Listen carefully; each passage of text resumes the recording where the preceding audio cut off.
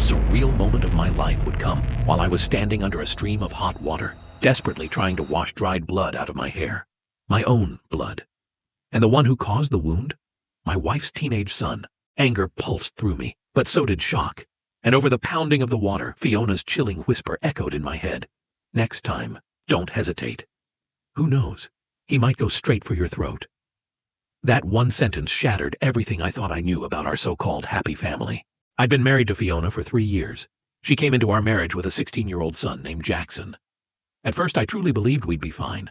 Jackson was quiet, a little distant, sure, but sometimes we played video games on the weekends. We weren't close, but I figured, hey, I'm doing okay as a stepdad. But about 8 months ago, something shifted. Jackson grew colder. He stopped acknowledging me. He left his stuff everywhere. And when Fiona wasn't around, he started calling me the rental dad. I tried talking to Fiona about it, but she always made excuses for him. Somehow I ended up apologizing for making a big deal out of nothing. I didn't realize it then, but I was slipping into a dangerous cycle of manipulation. Then came the night everything exploded. I just finished a brutal 12-hour shift. My stomach was growling. The only thing left in the fridge was one lonely slice of leftover pizza. I heated it up, sat down, and just as I was about to take my first bite, Jackson walked in. He looked me dead in the eye and demanded the pizza. I told him no, I was starving and exhausted. Then, out of nowhere, wham! A hard blow to the back of my head. I collapsed. The wooden broom clattered to the floor. The pizza flew from my hands, and Jackson just stood there, with that half-smile on his face. Oh, sorry, man. Guess the broom slipped.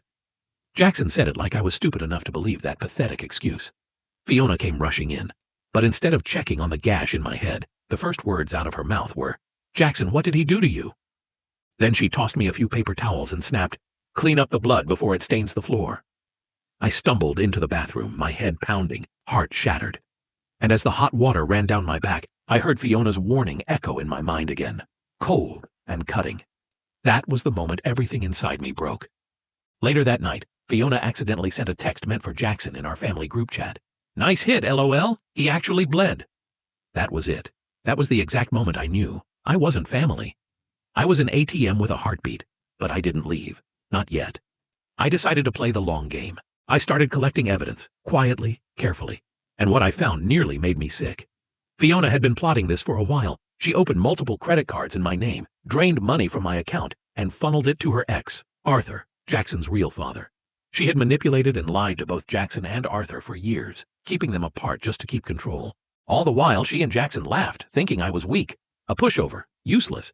But I was planning, patiently, waiting for the right moment to burn it all down. One weekend, Fiona and Jackson went out of town. That was my cue. I withdrew half the money from our joint account, packed every single thing that belonged to me, moved into a small, quiet apartment I'd been secretly renting.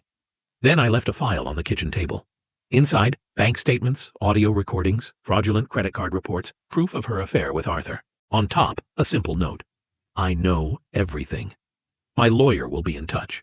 When they came back, the house was empty, except for their things and the cold truth I'd left behind.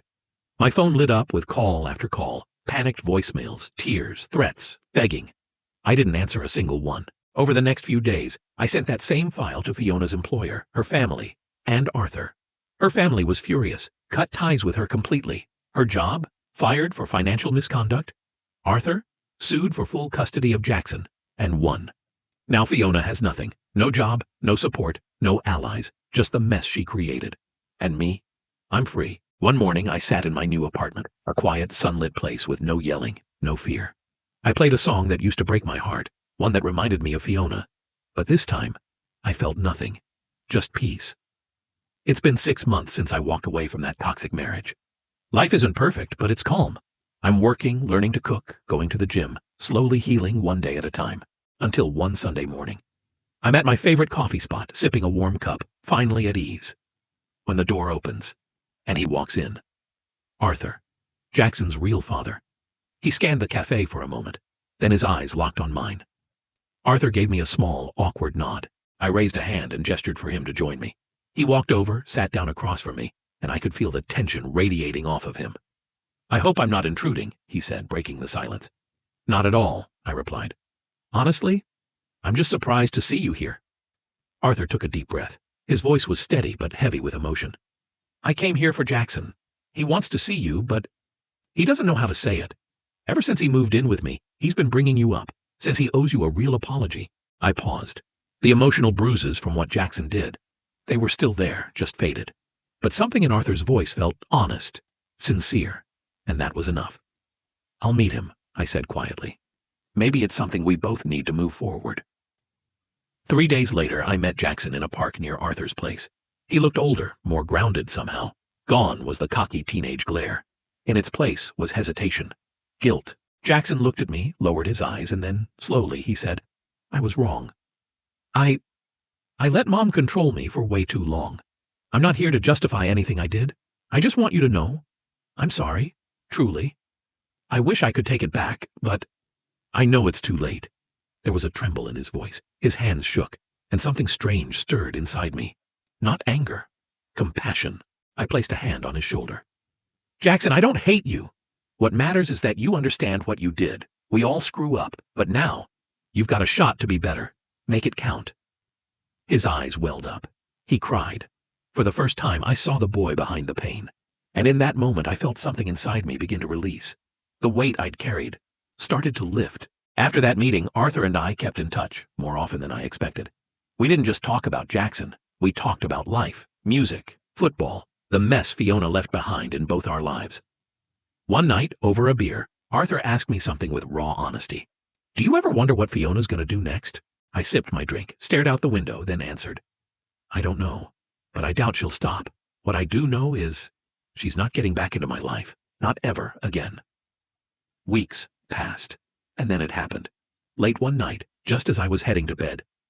Bang, bang, bang! The doorbell rang over and over, frantic. I opened the door and froze. There she was, Fiona, disheveled, eyes wild, hands gripping an old purse like her life depended on it. "You have to help me," she cried, tears streaming down her face. "I have no one left." I stood there, torn. Part of me remembered every scar she left. Another part wondered if this was my final test. Not of love, but of forgiveness. But this time, I wasn't the broken man she once knew. I looked at her and said calmly but firmly, "Fiona, I can't help you. Not because I hate you, but because I've forgiven you enough already. You need to save yourself." And then I closed the door. My heart was racing. But for the first time, I felt no guilt, no fear, just closure. The next day, Arthur called. Fiona had left the city. She'd moved to some small town, far away, to start over. That's when I finally understood what forgiveness really means. It's not reopening the door. It's letting go of the anger, the resentment. It's freeing yourself from the past. And from that day on, I was finally free. Thanks for listening to my story. I'm okay now. Really, truly okay.